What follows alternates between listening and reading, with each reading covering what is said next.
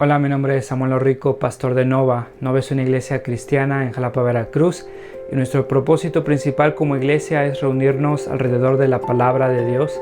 Creemos que Dios a través de su palabra es como transforma a su pueblo.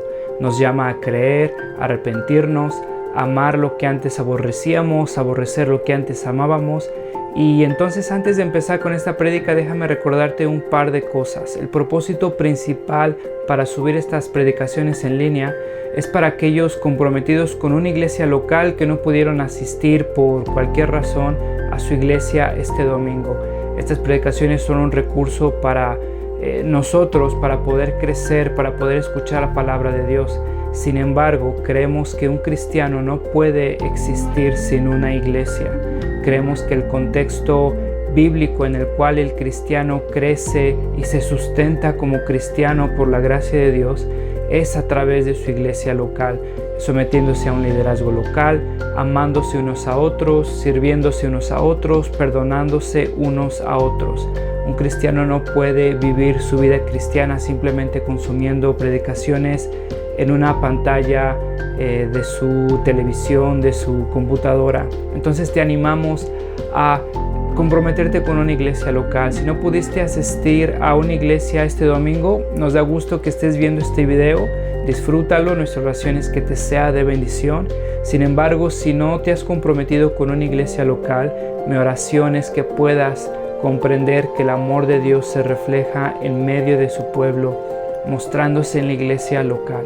Nuestra oración es que Dios siga transformando nuestro país, que el Evangelio siga siendo proclamado, que la sana doctrina siga expandiéndose en nuestras iglesias y cada vez más cristianos podamos adorar a ese Dios soberano que nos ha mostrado su gracia a través de Cristo a pesar de lo que somos. Hace algunas semanas escuché la historia de un edificio abandonado en Nueva York y fue una historia que me llamó la atención porque ¿quién en su sano juicio abandona un edificio en Nueva York con todo el provecho que le podría sacar a ese edificio? Y la historia resultó ser bastante interesante porque ese edificio obviamente aparentaba estar abandonado, tenía vidrios rotos, tenía polvo por todos lados, una fachada descuidada, el pasto, la hierba que estaba enfrente demostraba que estaba completamente descuidado, un edificio abandonado. Sin embargo, estaba en Nueva York, en una ciudad que cualquier persona hubiera podido sacar provecho de ese edificio. Eventualmente la gente sospechaba que ese edificio estaba abandonado, pero pues no le hacían mucho caso. Sin embargo, después de muchos años, ese edificio empezó a oler de manera fétida. Los vecinos empezaron a quejar con el gobierno porque supuestamente dentro de ese edificio había algo que se estaba echando a perder, un olor fétido, un olor a muerte. Entonces llegó la policía, llegaron los bomberos, empezaron a investigar qué estaba pasando dentro de ese edificio que estaba abandonado, sin señales de luz, de orden, sin señales de vida. ¿Cómo es posible que salga un olor tan fétido de un edificio que ha estado durante mucho tiempo abandonado? Empezaron a investigar, encontraron muchísima dificultad al entrar a ese departamento, todas las ventanas estaban bloqueadas por muebles. Hasta este entonces no sabían qué estaba impidiendo la entrada por las ventanas. Nadie respondía y los bomberos entraron por la puerta principal, la lograron derribar después de muchos intentos y se encontraron con un laberinto de cosas que las personas que vivían ahí estaban acumulando. Efectivamente no había luz, no había orden, había mucho polvo, una casa descuidada. Sin embargo, los túneles que se habían formado eran porque las personas que estaban viviendo ahí habían hecho una barricada. Habían construido túneles con muebles que habían acumulado de la basura, periódicos, libros, todas las cosas que se encontraban. Estas personas que vivían las iban metiendo en esa casa al punto de que hicieron laberintos dentro de esa casa. Dentro de ese edificio vivían acumuladores compulsivos. Acumuladores que habían acumulado tantas cosas, que habían descuidado ese edificio, su propia casa, de tal manera que estas personas, al momento de transitar por estos túneles, eran dos hermanos. Estos túneles habían colapsado y los habían aplastado, los habían enterrado y habían muerto. Estas personas fueron sepultadas por su propio descuido. Un edificio que aparentemente estaba deshabitado terminó por ser una noticia a nivel nacional. El edificio fantasma de Nueva York realmente estaba habitado. Nosotros podríamos entender que las evidencias de un edificio que está habitado es la luz, es el orden, hay vida, hay movimiento. Sin embargo, ese edificio mostraba todas las evidencias. Un edificio está abandonado. Por sorpresa, este edificio tenía a estos hermanos, los hermanos Collier, viviendo ahí. En esta porción nosotros vamos a ver cómo Pablo, después de 3 capítulos que le ha hablado a los colosenses, 3 capítulos en los que se ha enfocado en la supremacía de Cristo, ¿recuerdas? La supremacía de Cristo, capítulo 1, capítulo 2. Pablo les ha hablado a los colosenses sobre el perdón y la reconciliación que encontramos en Cristo, capítulo 2. Pablo les ha hablado a los colosenses que todos aquellos que están en Cristo han muerto y han resucitado en Cristo, que tienen nueva vida. Pablo ha pasado 3 capítulos hablando a los colosenses acerca de todo lo que Cristo ha hecho por nosotros, por su gloria. Y en este capítulo, en el capítulo 4, Pablo lo que hace es que no simplemente se va a despedir de los colosenses, no simplemente les va a dar las últimas instrucciones, sino que en esta porción nosotros vamos a encontrar cómo Pablo va a hablar de las evidencias de un cristiano que ha sido habitado. Cómo el Espíritu habitando en el cristiano se ve reflejado. Las evidencias de un cristiano que ha sido habitado, así como un edificio que es habitado puede mostrar las evidencias de vida dentro de ese edificio. Un edificio que es descuidado muestra las evidencias de ese descuido. Un cristiano que es habitado por el Espíritu muestra evidencias. Y Pablo va a hablar de 3 evidencias. Vamos a hablar que un cristiano que es habitado ora espiritualmente, vive misionalmente y ama desinteresadamente. Ora espiritualmente, vive misionalmente y ama desinteresadamente.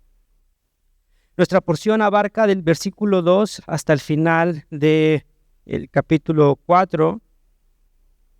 En el versículo 2 Pablo comienza y les dice: dedíquense a la oración. Pablo está dando las últimas indicaciones, está despidiendo, es el último capítulo. Y Pablo les dice en el versículo 2, dedíquense a la oración. Escucha, dice, perseveren en ella. Dedíquense a la oración, perseveren en ella. Pablo les está dando no una sugerencia, no una recomendación, Pablo les está dando un imperativo. Dedíquense a la oración y perseveren en ella. Urgencia.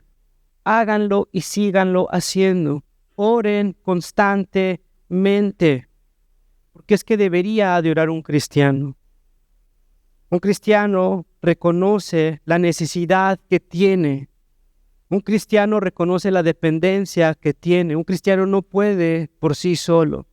Sabe que todo proviene del Padre, sabe que su sustento es del Padre. Un cristiano permanece en oración porque reconoce la dependencia que tiene del Padre. Un cristiano ora porque necesita reconocer la gracia que ha recibido del Padre. Reconoce la gracia y responde en gratitud.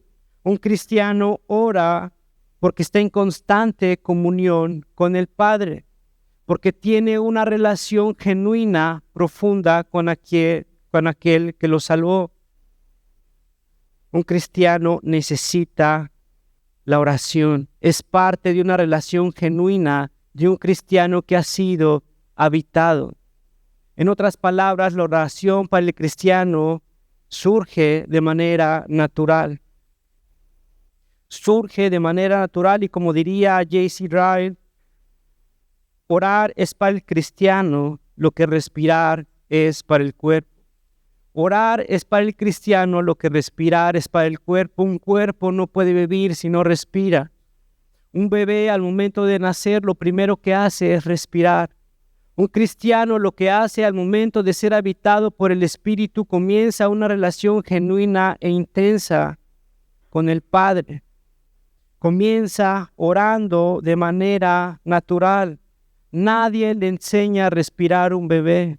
Nadie le enseña a orar un cristiano. A reconocer su dependencia, a expresar su gratitud, a comunicarse constantemente con el Padre.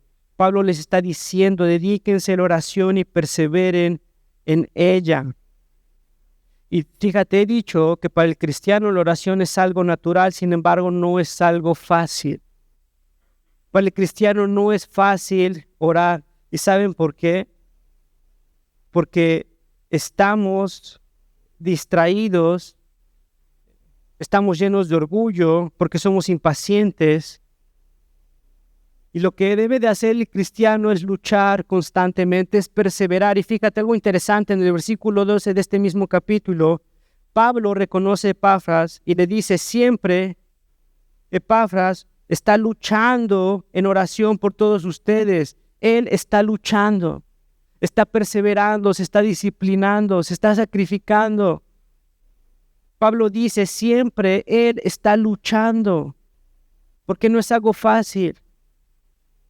Es natural, pero el cristiano en su condición de santificación sigue luchando con ese corazón ensimismado en sí mismo.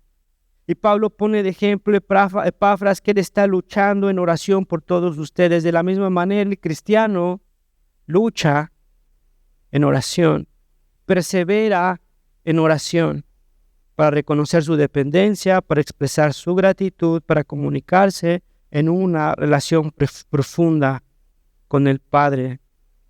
Sin embargo, muchos de nosotros tenemos dificultad en orar. ¿No les pasa o soy solo yo?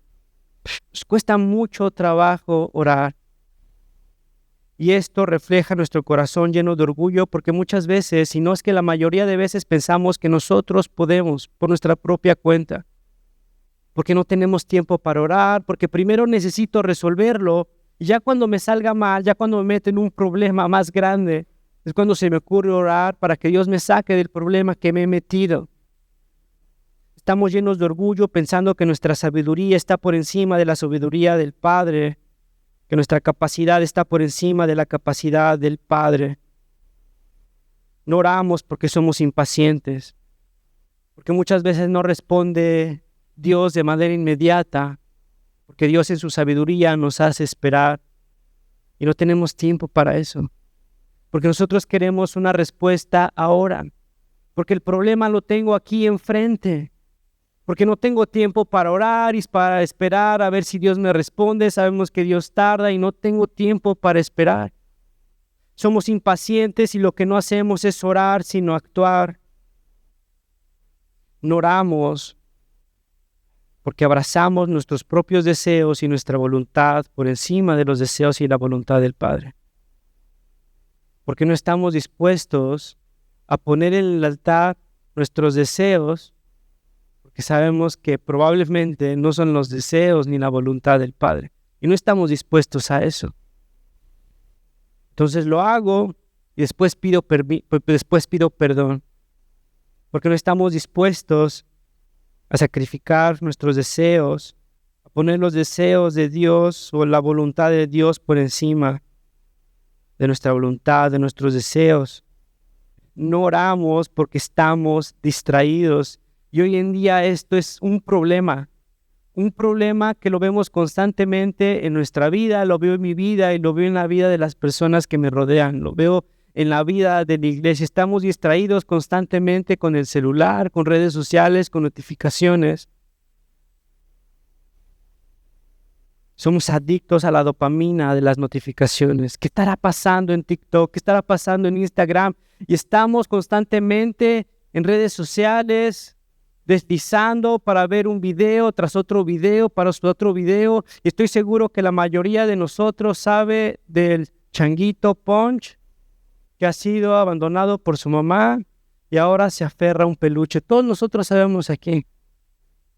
¿Cuántos de nosotros leímos la porción que íbamos a predicar el día de hoy? No lo sé. Estamos tan distraídos por las redes sociales, por la dopamina, por la estimulación que nos causan las redes sociales, que no tenemos la capacidad de aburrirnos, no tenemos la capacidad de meditar, no tenemos la capacidad de orar, pasar tiempo con Dios, porque empezamos a orar inmediatamente algo despierta nuestra atención.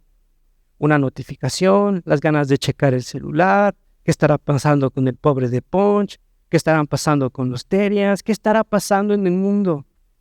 Sentimos la necesidad que nos controla de agarrar el dispositivo, interrumpir una comunicación, una relación con Dios por saber qué está pasando dentro de la pantalla. John Piper, esto es 2009. John Piper dijo en alguna conferencia, las redes sociales, y todavía puso Twitter y Facebook. Twitter ya ni existe y Facebook nadie lo utiliza. Pero checa lo que dijo de Facebook y Twitter. Las redes sociales como Twitter y Facebook demostrarán en el último día que la falta de oración no fue por falta de tiempo. No fue por falta de tiempo. No oras no porque no tienes tiempo. No oras porque estás distraído. Y ahora no es Twitter, no es Facebook, ahora es TikTok, ahora es Instagram, ahora es cualquier otra aplicación que seguro van a inventar. En 10 años serán otras aplicaciones. Y nuestra capacidad de retención, nuestra capacidad de concentrarnos, nuestra capacidad de poder estar concentrados va a disminuir, está disminuyendo año con año y afecta a generaciones antes, año con año. No oramos porque estamos distraídos, porque atesoramos más la estimulación que nos da las redes sociales, porque no sentimos ninguna estimulación con pasar tiempo con nuestro Creador, con Dios. No oramos. Hay un libro que escribió Miguel Núñez que se llama Clama a mí. Y en este libro, Miguel Núñez se refiere a la oración como una perla perdida. Una perla que es valiosa, pero que ha sido ignorada. Y muchos cristianos, la mayoría, vemos la oración como ahí guardada, olvidada. Y no nos damos cuenta del valor y del privilegio que tiene el cristiano de poder pasar tiempo con Dios, reconociendo nuestra dependencia, expresando nuestra gratitud en una comunión íntima con nuestro Creador. La oración es como una perla perdida, valiosa, extremadamente valiosa, pero olvidada. Las evidencias de un cristiano habitado por el Espíritu es que ora espiritualmente. Hermano, ¿cómo estamos orando si es que estamos orando? ¿Cómo es que estamos orando si es que estamos siquiera orando? Pablo continúa, les ha dicho que se dediquen a la oración, que perseveren en ella, que luchen, que no es fácil, que lo reconoce, que luchen, que se disciplinen. Y Pablo continúa, háganlo, escucha, con agradecimiento, para que Dios abra las puertas al Evangelio y para que Dios sea anunciado con claridad. Perseveren en ella con agradecimiento para que Dios nos dé oportunidades y para que el Evangelio sea anunciado con claridad.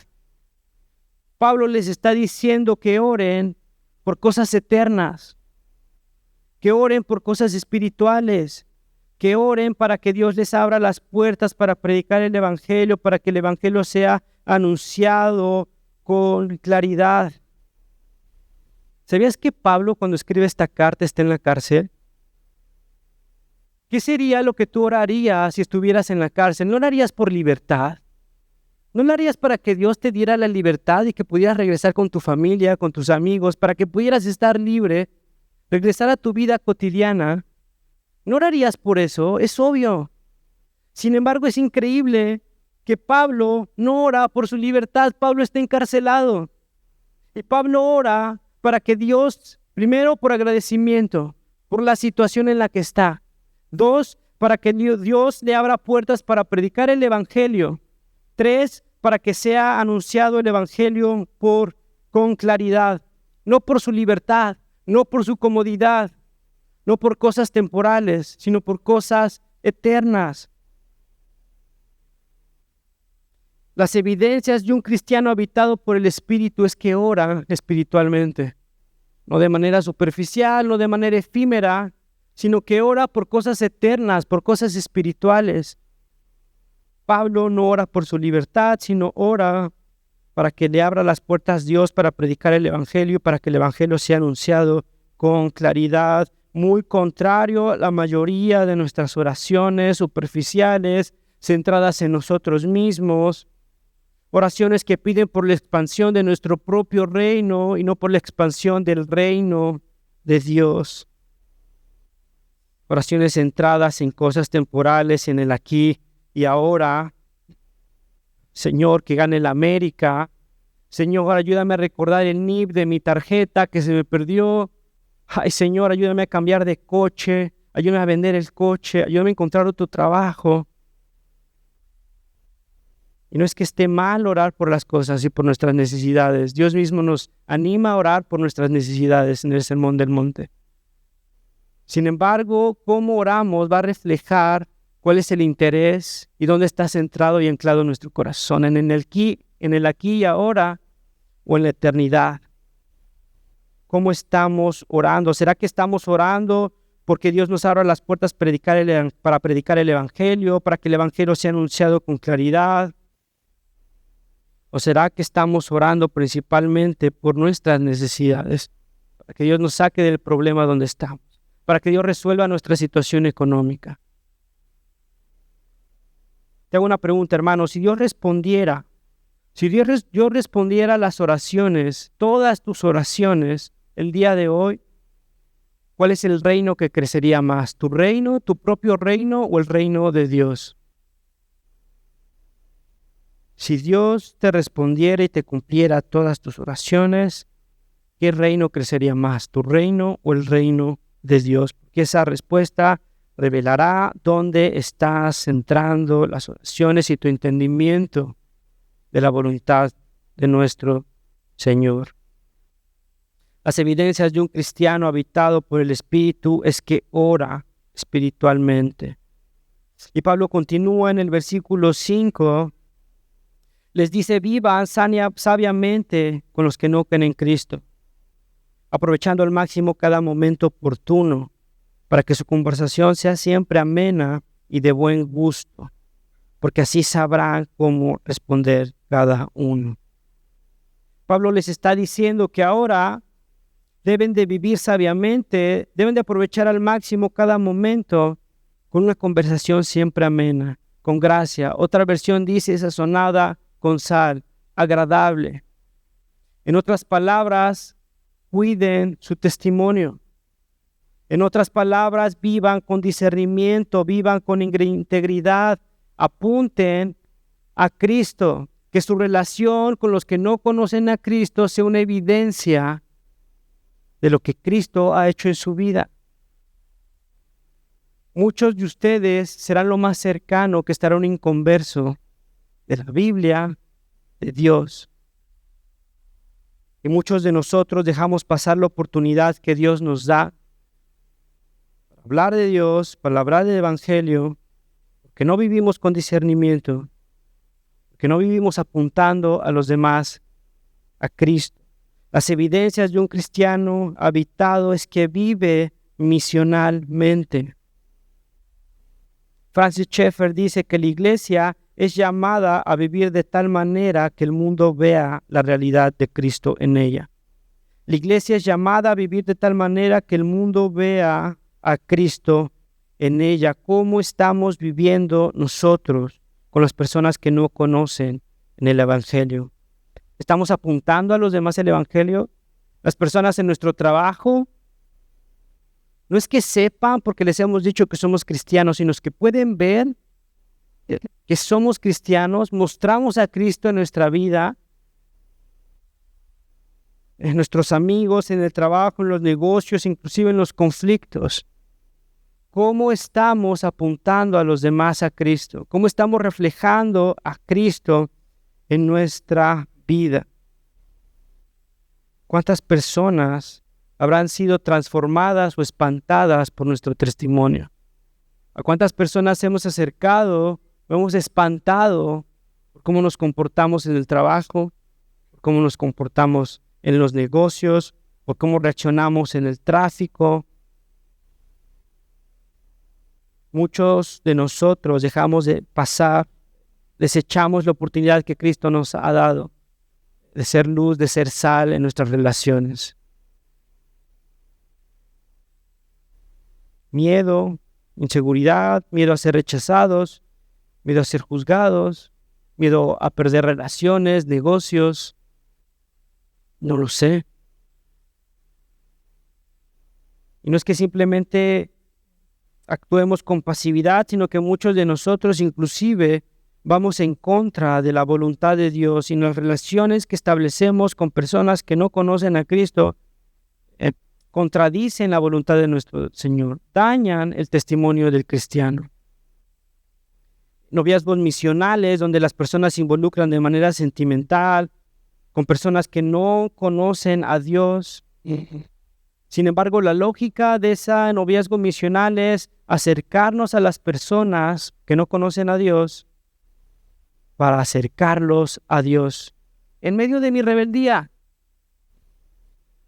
¿no se pondrán a pensar las personas que el mismo Dios que estamos predicando es el mismo Dios que nos manda a no hacer eso? Involucrarnos con personas que no lo conocen de manera sentimental, donde involucramos sentimientos, donde dañamos el testimonio de nuestro Señor, donde dañamos el testimonio de la iglesia, donde muchos de nosotros vivimos una doble vida en el trabajo, haciendo negocios, en la escuela, que no vivimos sabiamente, porque no aprovechamos al máximo cada momento, porque nuestras conversaciones no son amenas. Las evidencias de un cristiano habitado es que vive misionalmente, expandiendo el reino, predicando el evangelio, reflejando lo que Cristo ha hecho en cada una de nuestras vidas. Las evidencias de un cristiano habitado es que ora espiritualmente, las evidencias de un cristiano habitado es que vive misionalmente, y las evidencias de un cristiano habitado es que ama sacrificadamente. Pablo continúa y en los saludes finales Pablo empieza a mencionar una lista de personajes que lo han acompañado en la misión. Y habla de Tíquico, Onésimo, Aristarco, Marcos, Jesús el Justo, Epafras, Lucas, Arquipo, Ninfa. Todas esas personas han estado con Pablo ayudándolo en la misión. Todas estas personas han amado sacrificadamente, radicalmente. Del versículo 17 al 18, Pablo se despide de todas estas personas y lo vemos como un saludo superficial. Sin embargo, cuando nos damos cuenta de lo que ha hecho cada una de estas personas y cómo cada una de estas personas ha amado de manera radical, no solo a Pablo, sino a la iglesia. Tíquico, lo escuchamos en Hechos, Efesios, Colosenses, Timoteo, Tito.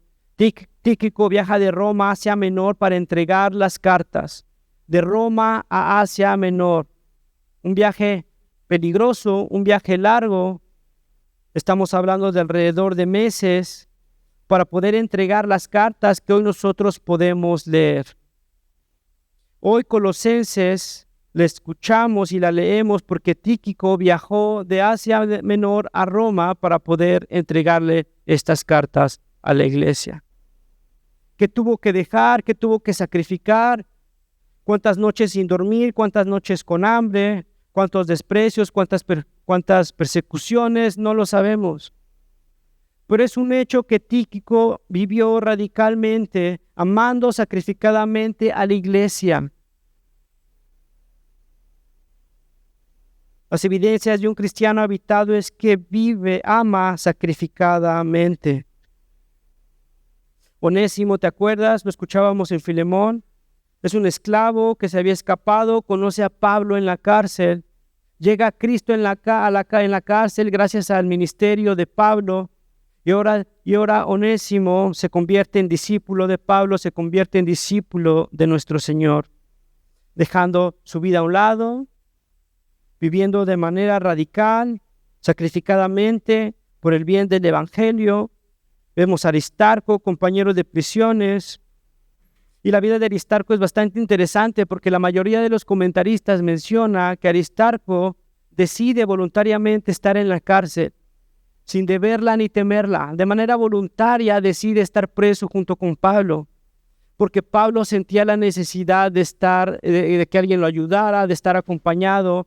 Y Aristarco lo que hace es que elige compartir el encarcelamiento para acompañar a Pablo de manera voluntaria, para ayudarlo, para que él escribiera las cartas, para hacerle compañía, dejando a un lado su vida en libertad, dejando a un lado todo lo que le ofrecía el mundo, amando sacrificadamente, amando radicalmente. ¿Quién haría eso? Marcos, lo conocemos, el autor del Evangelio, todo lo que tuvo que dejar, su familia, sus riquezas, posesiones. Sin embargo, nada para Marcos se comparaba a lo que él tenía en el Evangelio, en la gracia de nuestro Señor Jesucristo. Jesús el justo, no sabemos nada de Jesús el justo. Jesús era un nombre común en ese tiempo, le conocían como el justo. No sabemos nada, solo sabemos que estaba apoyando a Pablo en la misión. Eso es suficiente, con todo lo que eso implica: el sacrificio, la persecución, la incomodidad. Epafras, fundador y pastor de la iglesia en Colosas. De la misma manera viaja a Roma, un viaje de meses, peregrinaciones, barcos, hambre, intemperie, persecución. Epafras viaja a Roma para pedirle ayuda a Pablo, porque todas estas doctrinas se estaban infiltrando en Colosas. Y la razón por la que Pablo escribe esta carta, para ayudarle a los colosenses. Epafras viaja y deja todo lo que tenía, a su familia, todas las responsabilidades que tenía en la iglesia, las deja, viaja por meses para ayudar a la iglesia a ser restaurada, viviendo de manera radical, de manera sacrificial. Arquipo, compañera de milicia de Pablo. Ninfa, una mujer que abre su casa para que la iglesia se reúna sin importarle la persecución, sin importarle el juicio, ni sin importarle el posible encarcelamiento. Cada uno de estos hombres demuestran las evidencias del Espíritu Santo viviendo en ellos, de tal manera que los lleva a vivir de manera sacrificada, amando a la iglesia. Amando a la iglesia, amando la misión, amando a Cristo. Todas estas personas han sido transformadas. Y todas estas personas han decidido amar de manera sacrificial, de manera radical, por Cristo y por la iglesia, poniendo en riesgo su vida, poniendo en riesgo su comodidad, dando todo por la iglesia. Son las evidencias de un cristiano que ha sido habitado por el Espíritu, hermano. ¿Cómo es que estamos nosotros viviendo por la iglesia? ¿Cómo es que se demuestra nuestro amor y el Espíritu en la iglesia, por la iglesia? Estamos amando sacrificadamente, estamos amando radicalmente por la iglesia. Pablo también menciona a Demas, aquel que apostató, Segunda Timoteo, capítulo 4, versículos 10, Pablo dice que Demas lo abandonó, que apostató, que ha preferido al mundo y que lo ha dejado. Pablo escribe aquí dándole gracias a Demas, porque aparentemente, superficialmente, Demas era un cristiano, una persona que había sido habitada por el Espíritu. Eventualmente nos damos cuenta que esa fachada era solo eso. Termina apostatando, termina abandonando el ministerio.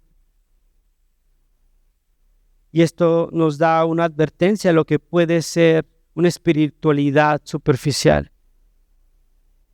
Un cristiano que no ora, un cristiano que no vive, un cristiano que no ama. No creo que Demas haya orado, no creo que Demas haya vivido misionalmente, no creo que Demas haya amado sacrificalmente. Y creo que la pregunta ahora es para nosotros: ¿cuáles son las evidencias de que hemos sido habitados por el Espíritu? ¿Cuáles son las evidencias de que hemos nacido de nuevo? Si fuéramos un edificio, ¿cómo luciríamos? Hay evidencias, hay luz, hay cuidado, hay orden, hay vida. ¿O será que somos como una casa medio abandonada? Vidrios rotos, polvo, suciedad, escombros, acumulación, donde poco a poco vamos olvidando, vamos siendo indiferentes a las disciplinas, vamos siendo diferentes a la oración, vamos siendo diferentes al amor, vamos siendo diferentes a vivir misionalmente, y esa indiferencia se convierte en un hábito, y ese hábito termina sepultándonos en nuestros pecados. Esta indiferencia termina sepultándonos, así como sepultó a Demas, así como sepultó a los hermanos Collier. Hermanos, mi oración es que esta porción nos haga sentir incómodos. Nos haga sentir incómodos y nos demos cuenta de lo que Cristo ha hecho por su iglesia. El sacrificio que Cristo ha hecho por su iglesia, dando su vida, derramando su sangre por cada uno de nosotros. Que nos demos cuenta de la pasividad con la que vivimos, con la indiferencia que nosotros vemos la oración como esta perla perdida. La indiferencia de vivir de manera misional, desaprovechando las oportunidades que Dios nos da para predicar y compartir el Evangelio. Que nos sintamos incómodos de que no vivimos sacrificadamente y radicalmente por el cuerpo de Cristo, el cuerpo que Cristo nos ha dado, su iglesia. Porque cuando nosotros comprendemos lo que Cristo ha hecho por nosotros, vivimos, como Pablo dice, esforzándonos, disciplinándonos, no simplemente para orar, sino para vivir y amar de manera sacrificada. Hermano, mi oración es que no seamos sepultados por nuestra indiferencia, que podamos reaccionar, que podamos pedirle al Espíritu Santo que siga haciendo un milagro en nuestra vida.